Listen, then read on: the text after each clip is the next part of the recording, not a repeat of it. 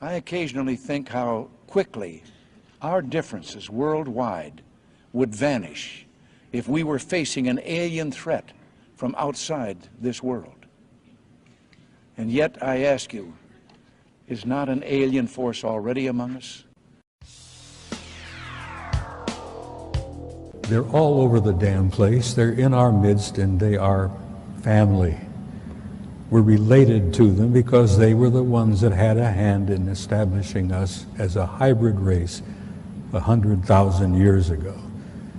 And that hybridization is still underway, it's still happening, even as we sit here and speak. It hasn't stopped. It's underway. They have different agendas. Some of them are nice folks and some of them are not. As I said, they have different agendas, but they're all around. The one in the upper left-hand corner there is another self-luminous object that moves all over the place. That object is over 2,000 miles long. It is an artificially constructed object, over 2,000 miles long. It's about 500 miles in diameter. Can you imagine a technology and a society that can build an object 2,000 miles long for 500 miles in diameter? Oh, this is an object that flew up and knocked the Soviet satellite out of orbit some years ago. The Soviets sent up damn first-rate satellite. No one believed me, even from those few people that I was able to share this experience with, that this is true. But luckily, with the development of the ufology and many great people out there that are doing the research and providing the video evidence. So as you can see, this is on infrared. That is why his black and white is from STS-63. 63, and they are trying to locate the Mir space station. They cannot locate the Mir space station because more than 100 objects are appearing and disappearing from the radar. Those are the same type of craft that I observed on the asteroid belt between Mars and Jupiter. And those are those balls of light that I was observing in those times, as you can see clearly, creating intelligent formation. And they wanted to take pictures of one of the moons. They wanted to take pictures of Phobos, one of the two moons of Mars. And while they were taking pictures, this object comes up from the surface of Mars, bumps the Soviet Phobos satellite, knocks it out of orbit, and it crashes. Next picture, please.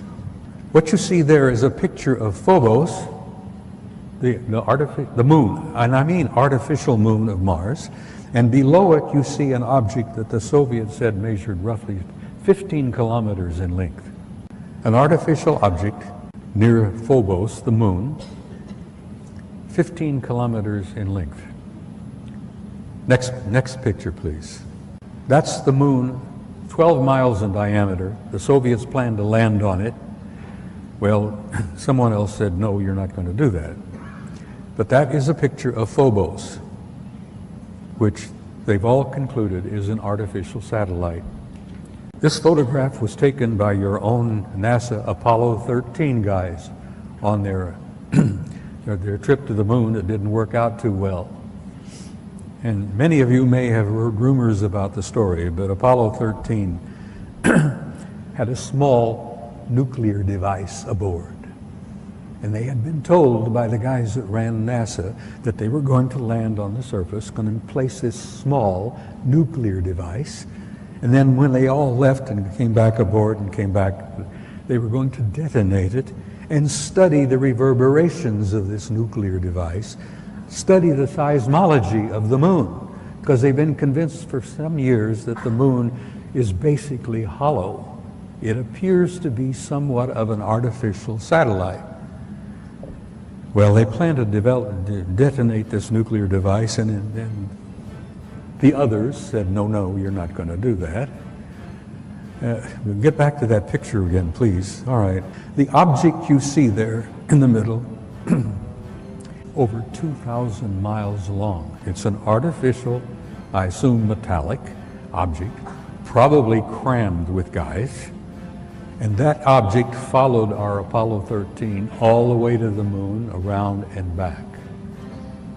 Now, whether they were trying to make sure the Apollo 13 guys got home safely or what, whether they were the ones responsible for Apollo 13's little accident, which kept them from landing on the moon and placing that nuclear device, who knows? We may find out someday. But here you have an artificial object in orbit. Now, I've spent some time aboard aircraft carriers with my kid. We have carriers with 5,000 men in the crew, 1,000 feet long, 150 aircraft, you know, there's snack bars, dining rooms, accommodations, this and that. Can you imagine the accommodations on an object over 2,000 miles long? Next slide, it's the second photograph. Same objects, but a second photo in the sequence. That's the Big Mother, and I use that, no pun intended. There are other objects out there. There's a disc-shaped object, and then there's the other object. Then above it is the moon out there. But there's that one big object out there. I'm sure they got a crew of hundreds, maybe a couple of thousand. The ones I refer to as the others. I hate the term alien. I hate the term UFO. There are no UFOs. We've known what they are for years and years and years. Some of them are ours, some of them are theirs. There's no unidentified flying objects out there. They're all identified. I've tried to impress upon you the seriousness of it, the seriousness of the cover-up and the lies they've been telling you, the importance of why you need to know as much as you can know. And you need to be presented with the material, because damn it, you all deserve the truth. You have a right to know, and you have a need to know, because you are the people that this whole damn thing is all about.